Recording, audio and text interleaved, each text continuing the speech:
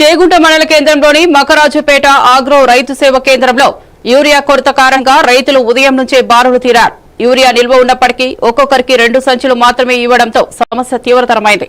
BRS మండల అధ్యక్షుడు నారాయణ రెడ్డి రైతులతో కలిసి సమస్య తెలుసుకుని ప్రభుత్వంపై విమర్శలు చేయడంతో పాటు రేవంత్ సర్కార్ వ్యవసాయ రంగం పట్ల నిర్లక్ష్యాన్ని గమనించారు.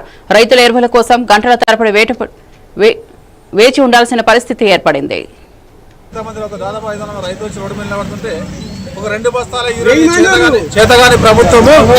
ఎందుకంటే 10 సంవత్సరాలు కేసీఆర్ పాలన ఎట్లుండే, నీ 2 సంవత్సరాలు కాలే 20 నెలల పాలన ఎట్లుందో రైతులకు అర్థమైపోయింది ఆల్రెడీ. ఎందుకంటే ఆ పగాల పాల్గొడు శైలం తీర్చడం అది బంద్ చేసుకొని రైతులకు సరిపడే యూరియా సప్లై చేయాలి.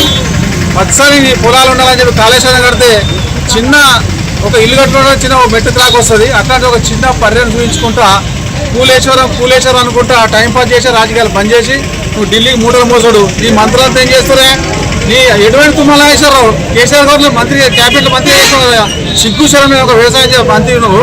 ఇటువంటి పరిస్థితి వస్తే మేము ఏం చేయాలి? మేము ప్రభుత్వానికి ఏమాత్రం కూడా చిత్తశుద్ధి లేదా?